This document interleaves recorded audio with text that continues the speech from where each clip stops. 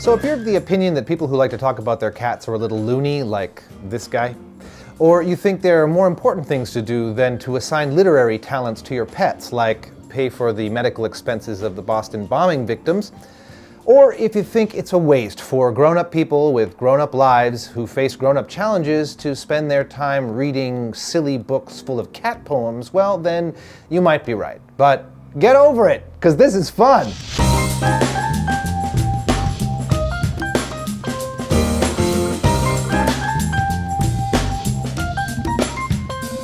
So this week's book is I Could Pee on This and Other Poems by Cats by Francesco Marciuliano. That was easy for me to say.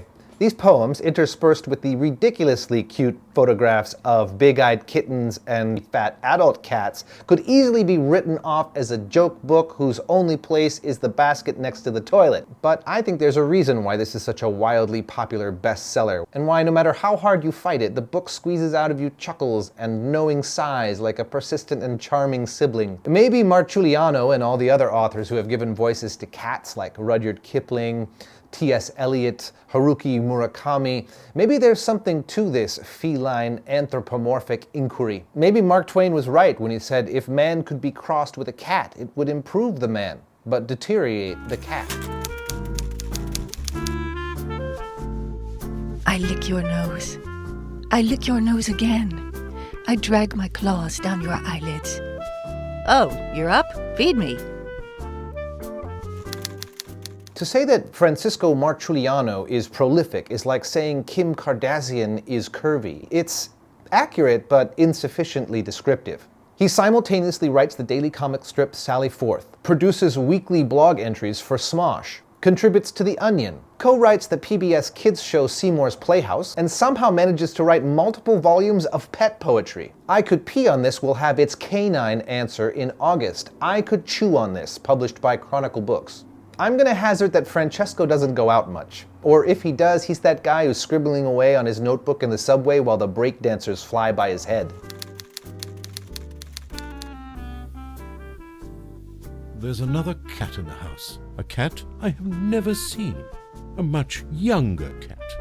You seem to know her name. You accidentally called me by her name, right in front of the lamp.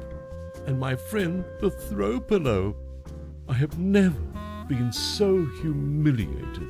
I may never love again. This may be difficult for you to believe, but it was a challenge for me to do this book review. I got a lot of resistance from my friends and family. Pierre, we're worried about you. Honey, you need to get out more. You went to graduate school, for God's sakes. There's a war in Syria, there's a health crisis in America, there's work to be done. Dude.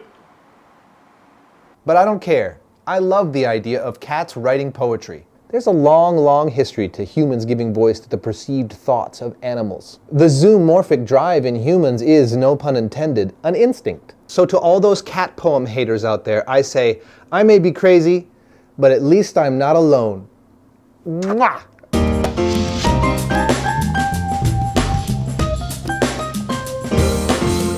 Thanks a lot for watching this week's episode of Book Review TV. If you like what we're doing, please subscribe here and follow us on Facebook, Tumblr, and Twitter. For a really funny time, check out Francesco Marciuliano's intervention with his cat.